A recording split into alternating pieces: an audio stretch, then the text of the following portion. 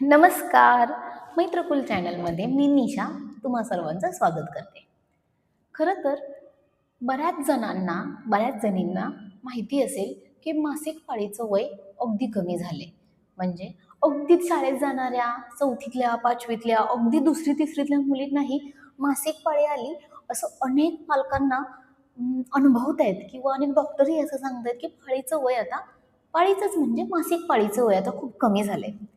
या सगळ्या परिस्थितीला सामोरं जात असताना जसं त्या मुलांनाही खूप अनकम्फर्टेबल त्रासाचं जाते, तसं सगळ्यात जास्त चॅलेंजिंग जाते ते पालकांना. म्हणजे एवढ्याशा लहान मुलांना, त्या मुलीला मासिक पाळीबद्दल समजवायचं कसं आणि आम्ही सांगायचं काय? तर या सगळ्याविषयी आधीच घाबरलेली ही मंडळी मुलांची कसं बोलतील, या सगळ्याची माहिती आणि आपण आजच्या व्हिडिओमध्ये पाहणार आहोत. मासिक पाळी हा टॅबू नाहीये किंवा घाबरण्याची गोष्ट नाहीये, तर त्यासाठी अधिक मोकळेपणानं आपण बोलायला हवं. तर हे सगळं कसं बोलायचं याची माहिती देणार हा आजचा व्हिडिओ असेल. शेवटपर्यंत हा व्हिडिओ नक्की पहा. मासिक पाळी येते म्हणजे काय होतं? मासिक पाळी येते म्हणजे आपल्या पोटातून योनीमार्गे, म्हणजे योनी म्हणजे काय? योनी म्हणजे आपल्या शरीराचा लघवी किंवा सू करतो ती जी जागा आहे त्या सगळ्या जागाला, म्हणजे आपण यालाच लैंगिक अवयव असं म्हणतो, त्या जागेतून रक्त बाहेर येत राहतं. साधारण हे रक्त बाहेर आलं की किमान 4 दिवस 5 दिवस असं, कधी कधी त्याहूनही जास्त सुरुवातीला असेल तर, किंवा कमी अशा कालावधीत त्यातून रक्त थोडं थोडं बाहेर येत राहतं. कधी कधी आपल्याला खूप दुखतं पण. असं दुखत असेल तर आपण आपल्या घरच्यांना सांगायला हवं. मला सांगितलंस तरी चालेल, बाबाला सांगितलंस तरी चालेल. पण या सगळ्यातून मग आपल्याला ते रक्त बाहेर येतं आणि आपल्याला खूप कम्फर्टेबल वाटत नाही, फार त्रास होतो, काय करू ते कळत नाही. अशा वेळी फारसं न लपवता न लाजता आपण घरातल्यांना कोणाला सांगितलं तर ते आपल्याला पुरेशी मदत करतील. आता ह्या वेळेला काय करायचं? जसं आपण ताप आल्यानंतर औषधं घेतो, आपल्याला बरं वाटावं म्हणून सगळी काळजी घेतो, तसंही आपल्या पोटाला बरं वाटतंय किंवा आपल्या शरीरातून रक्त बाहेर येते, मग आपले सगळे कपडे खराब होत आहेत, कळत नाहीये काय करू. अशा वेळेला काय मदत करायची, काय आपल्याला शरीराला हवं असतं, तर ते बघताना बाजारात सॅनिटरी पॅड येतात. आता कुठले, कोणत्या कंपनीचे, तर कोणतेही चालतील किंवा आपल्याला आई सांगेल की आपल्याला कोणते वापरायचे आहेत. तर या सगळ्यामध्ये माझ्याकडे जे काही आहेत ना, ते मी आता तुला दाखवणार आहे, बरं. तर या सगळ्यामध्ये पॅड असतं म्हणजे काय असतं, कधी कधी आपण आईच्या कपाटात पाहिलं असेल, टी व्हीवरती एक ना अशा पद्धतीचे पॅड असतात पहा. आपल्याला कळत नाही, कधी कधी त्याच्यावर लाल थेंब पडलेले दाखवतात, तर कधी कधी आधी शाई पडलेली दाखवायची आणि मग त्याच्यावर शाईचे टिपके. तर म्हणजे टी व्हीवर आपण सगळ्यांनी पाहिले, तर हे अशा पद्धतीचं पॅड असतं. आता हे पॅड वापरायचं म्हणजे काय करायचं? हे वापरायला ही खूप सॉफ्ट मऊ असं असतं. कशासाठी असतं हे? तर आपल्या शरीरातलं बाहेर येणारं रक्त शोषून घेण्यासाठी. म्हणजे ते सगळं वाहत राहील, बाहेर येत राहील, त्याने कपडे खराब होत राहतील, आपल्याला बाहेर शाळेत किंवा घरी कुठे बसताना सगळंच खराब होत राहील आणि आपल्याला त्रासही होत राहील. त्यामुळे ह्या पॅड असतात, जे पॅड आपल्या शरीरातलं रक्त शोषून घेतं. आणि हे पॅड खराब होतं म्हणजे सगळं रक्त ह्या पॅडमध्ये साचतं, त्यासाठी हे पॅड वापरतात. तर हे पॅड कसे असतात बघा. तर हे पॅड कुठल्याही कंपनीचे तुम्हाला जे सोयीचे असतील तर ते पॅड घ्यायचे. अशा पद्धतीचा हा एकदम सॉफ्ट पॅड असतात. आणि या सगळ्याला पाठीमागून पण एक असा स्टिकनेस असतो. त्याला बघा, मी आता कागद चिटकवलाय, तो मी तुम्हाला दाखवते. तर हा असा स्टिकनेस असतो की जो सहज आपल्या आतल्या पॅन्टीला किंवा आपण आतली जी चड्डी म्हणतो ना, त्याला हा सहज चिटकवता येतो. तो असा चिकटला की तो इकडे तिकडे सरकत नाही. पण मग वरच्या बाजूला पण एक छोटासा कागद असतो. तर तो असा पद्धतीने काढला की त्याला खालच्या बाजूने, म्हणजे हा पॅन्टला आपल्या किंवा चड्डीला असा चिकटला की वरून आपल्याला दोन्ही बाजूने हा असा टाईट लावता येतो. त्यामुळे ते इकडे तिकडे सरकत नाही आणि आपण झोपेत किंवा खेळताना किंवा बसताना उठताना ते सतत निघत नाही. अशा पद्धतीचे पॅड असतात. याच्यापेक्षा छोटे असतात, मोठे असतात. तर आपण किंवा रात्री वापरण्यासाठी आणखी वेगळे असतात, जे जास्त रक्त शोषून घेतील. अशा पद्धतीचे पॅड असतात. ते कसे वापरायचे मी त्याचा एक तुम्हाला आता सांगणार आहे या ठिकाणी. समजा अशा पद्धतीची आपली चड्डी असेल किंवा पॅन्ट असेल ना, तर त्या पॅन्टीला आतल्या बाजूने असं चिटकवलेलं आहे.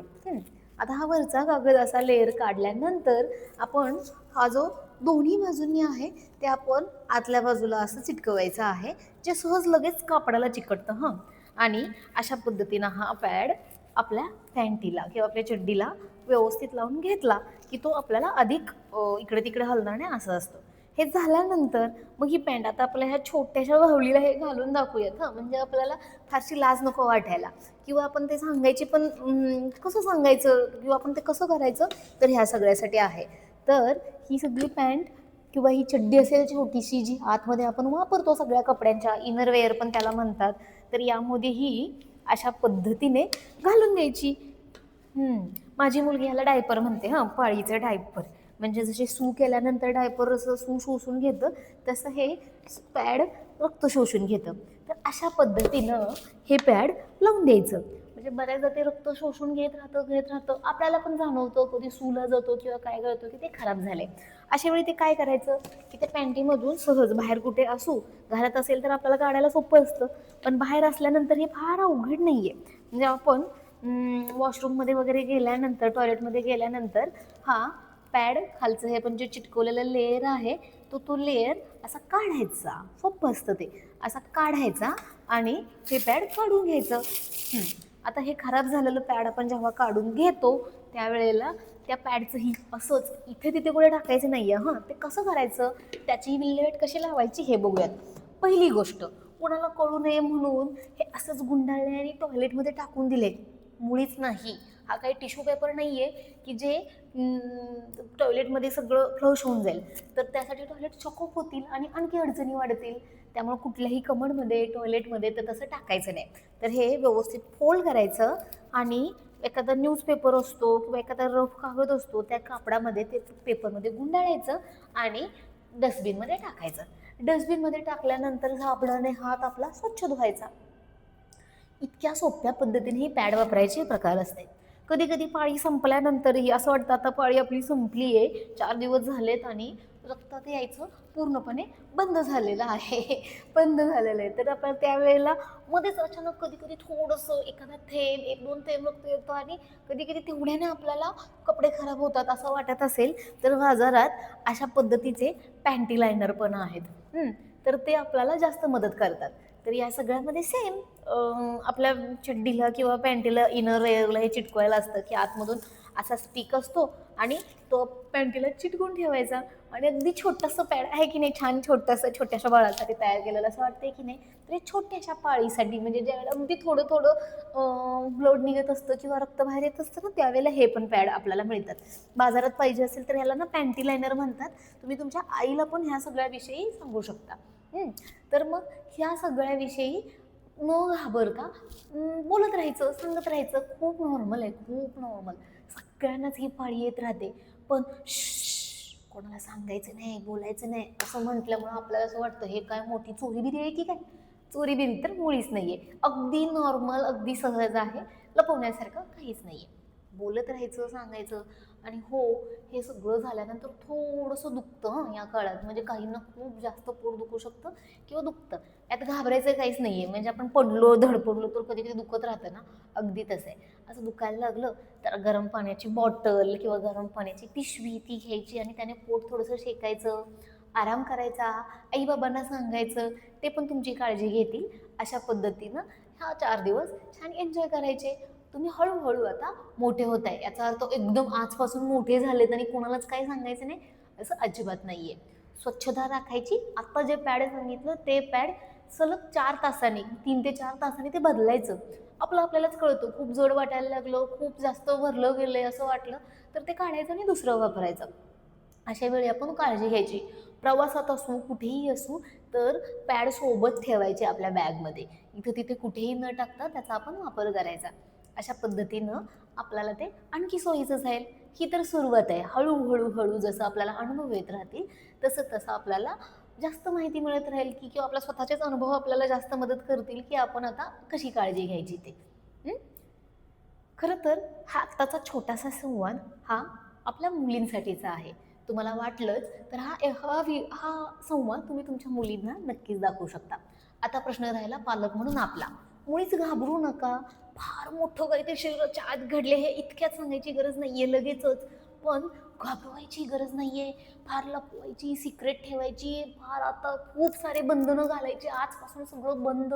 बाहेर खेळणं बंद, हुंदडणं बंद, सगळं बंद.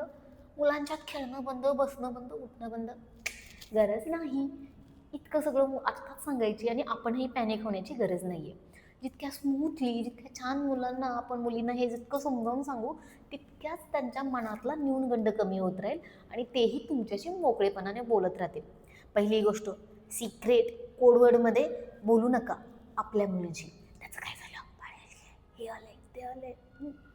हे सगळं बोलताना या सगळ्या विषयी मुलींना जास्त हेजिटेट किंवा जास्त त्रास होईल अशा पद्धतीचं किंवा जास्त ओघात अनकम्फर्टेबल वाटेल अशा पद्धतीनं बोलू नका. आणि महत्त्वाची गोष्ट, आता देवघराला हात लावायचा नाही, किचनमध्ये यायचं नाही. मला माहिती आहे आता हे हल्ली तुमच्याकडे नसेल होत, तर बऱ्याच जणांच्या घरात होते. तर आपल्या मुलांच्या बाबतीत, आपल्या मुलीच्या बाबतीत दुसरं कोणी असं वागणार नाही आहे ना, याची काळजी आपण घ्यायला हवी. आणि पण हा विषय तितक्याच मोकळेपणानं आपल्या मुलांशी बोलत राहायला हवा. तुम्हाला तुमच्या मुलीशी बोलताना या सगळ्या विषयीची काही मदत हवी असेल तर आमच्याशी नक्कीच संपर्क करा. तुर्तास इतकंच. अधिक माहिती आपण पुढील भागात जाणून घेऊयात. थँक्यू. बाय.